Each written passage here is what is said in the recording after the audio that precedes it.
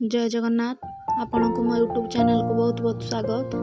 खरा दिन आसला माने इच्छा हुए किसी ठंडा ठंडा पीवा पाई, तो आज चलतु बनैबा दही सरबत। यह आपण पूजा व्रत दिन पी पारे। यही भली थरे दही सरबत को बनातु, आपण को कोल्ड ड्रिंक्स किनिबा को पड़िबनी। तो चलतु तैयारी करबा आज रेसिपी दही सरबत। दही सरबत बनैबा पाई किछि फ्रेश दही नेबा, किछि पुदीना पत्र नेबा,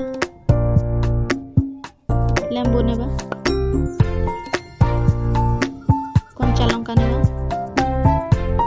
अदा, जलजीरा पकाइबा द्वारा दही सरबत टेस्ट अधिक होता है। किछि धनिया पत्र, 1 कप चीनी और किछि ब्लैक सॉल्ट नेबा। ए सब को नहीं आमे दही सरबत बनवा। प्रथमे दही को नहीं जिबा, ताको चामच साहाय्य भल भाव में फेंटी नेबा।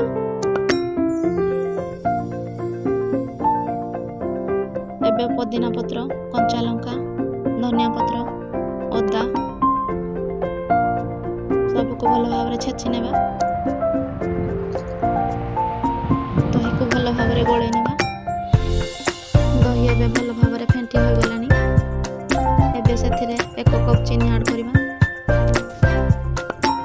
आपण हिसाब रे चीनी रो परिमाण कम बेसी नहीं पारबे। ताको भल भाव में गोले नेबा। सेथिरे ब्लैक सॉल्ट को पकाइबा।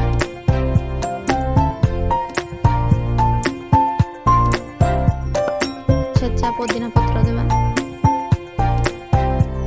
धनिया पत्र देबा, कंचा लंका देबा, छेचा अदा देबा, लेंबू को चिपुड़ी नेबा, आइस पकाइबा।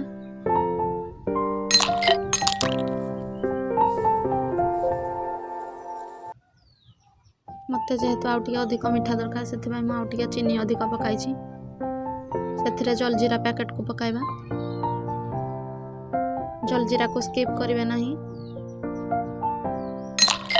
से आउ किछि आइस को पकाइबा। से आपण को आवश्यक अनुसार पानी ऐड करिवे। ताको भल भाव में गोले नेबे।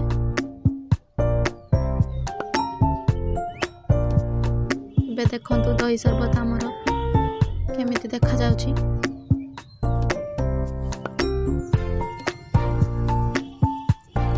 एबे हमर प्रस्तुत हो गला दही सरबत।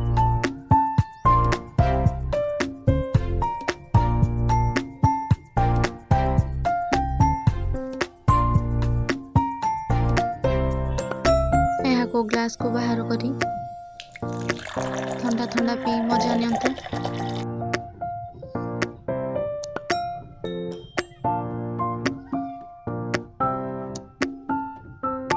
यही भली स्टाइल रे थरे दही सरबत को बनातु। वीडियो भल लागिथिले लाइक करिवे, शेयर करिवे, सब्सक्राइब करिवे। यही दही सरबत को ठंडा ठंडा पी मजा नियंतु। केमिति लागिला कमेंट माध्यम रे जणातु। रहिली जय जगन्नाथ।